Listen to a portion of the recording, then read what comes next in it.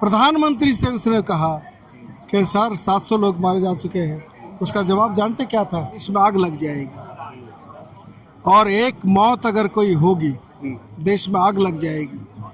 Pegasus वाले, surveillance वाले, modern technology वाले पेपर लीक नहीं रोक सकते। अंग्रेजों की औलाद है। अंग्रेजों का क्या था? भगत सिंह को क्या कहा अंग्रेजों ने? आप अगर बारीकी से छानबीन करोगे ना, इसमें संजय सिंह बोल रहे थे, संजय सिंह भाषण दे रहे थे। एक लड़का पीछे से पता क्या बोला था? टुकड़े गैंग ये है। मंत्र पर छात्रों का लगातार आंदोलन चल रहा है। धर्मेंद्र प्रधान इस्तीफा।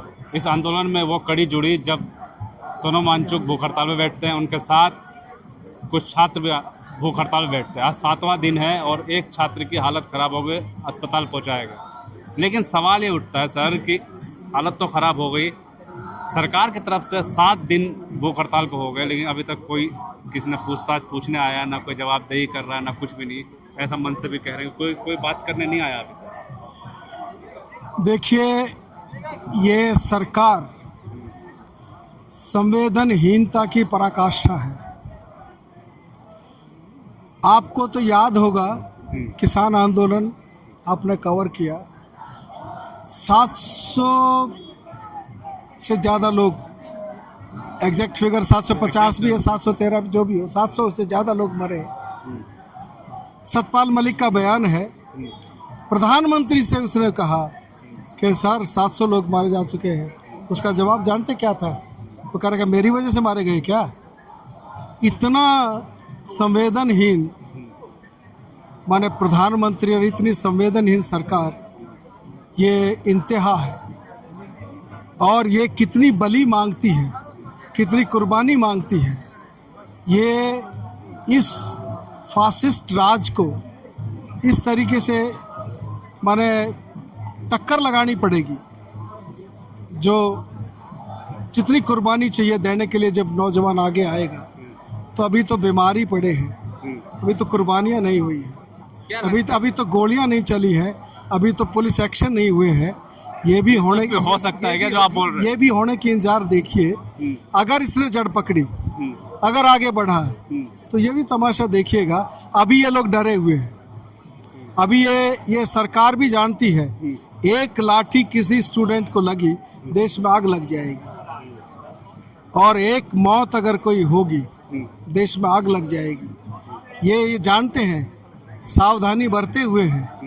पुलिस का चारों तरफ आप देखोगे, इसमें मतलब सिविल में कितने हैं, वर्दी में तो है ही है उतने ही। अच्छा, सिविल में भी पुलिस घूम रही है? सिविल में भी घूम रही है। नजर लगा के रखी है पूरा आंदोलन। एकदम चारों तरफ कैमरे नहीं देख रहे हो? आप जब एंटर करते हो वहाँ पुलिस के 3-3 कैमरे लगे हुए। Your everything is being watched. आपका हर मोबाइल का लोकेशन, ड्रोन से भी हर मोबाइल का लोकेशन, मैं आपसे बात कर रहा हूँ, ये वहाँ दर्ज हो गया। अब समझ रहे हैं कितना बड़ा सर्विलेंस है। लेकिन इतने बड़े पेगासस वाले, सर्विलेंस वाले, मॉडर्न टेक्नोलॉजी वाले पेपर लीक नहीं रोक सकते। लेकिन जिस तरह से आप बता रहे हैं सब कुछ, ये आज़ाद लोकतंत्र की पहचान है क्या? लोकतंत्र को तो कब के खा गए। एवरी इंस्टीट्यूशन, हर लोकतंत्र का हर स्तंभ धराशायी है। क्या क्या स्तंभ है?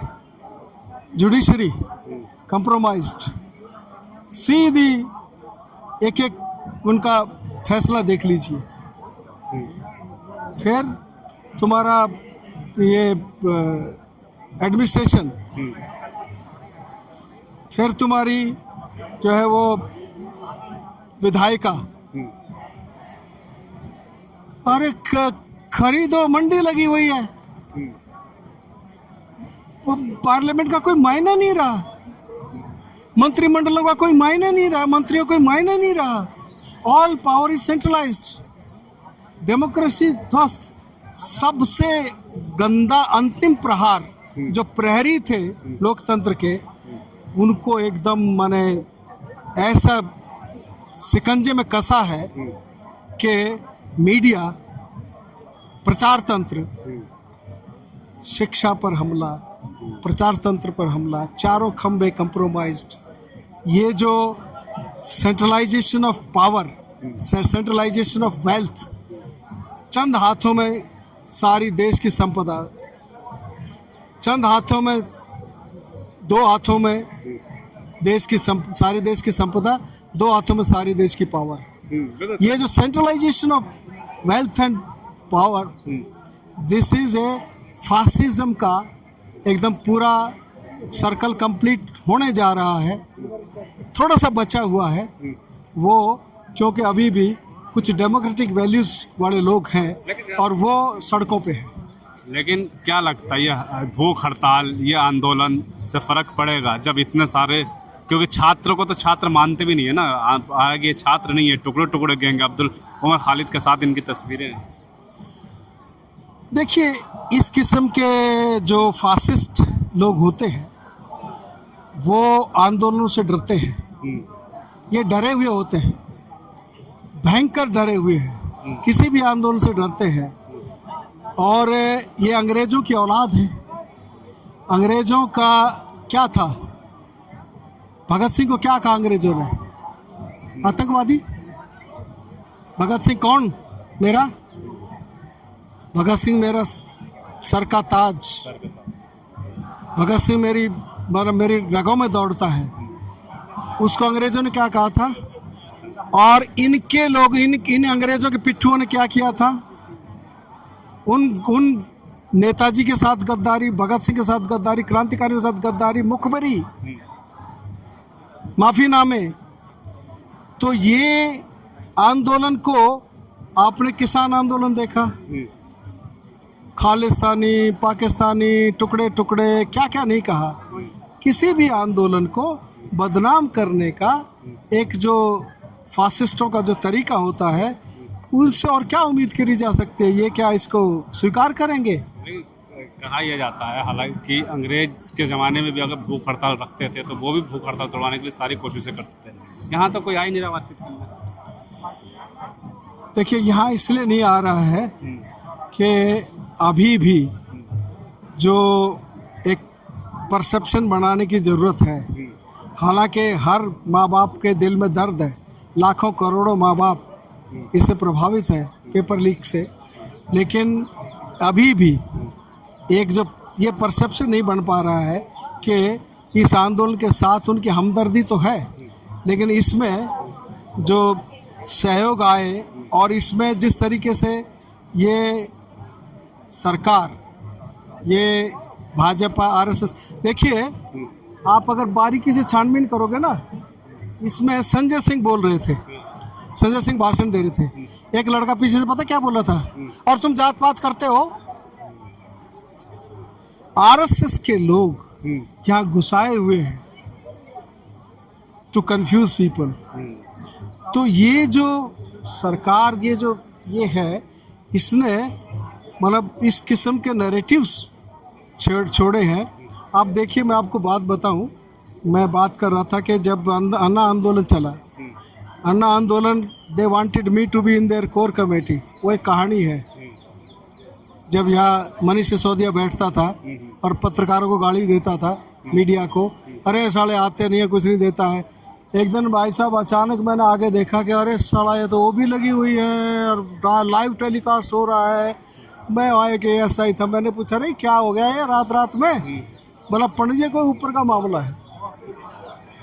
तो लोगों पर जो जिस तरीके का नैरेटिव ये फैला रहे हैं कि ये तो B टीम है, C टीम है, खुद ही फैला रहे हैं, B टीम है, C टीम है।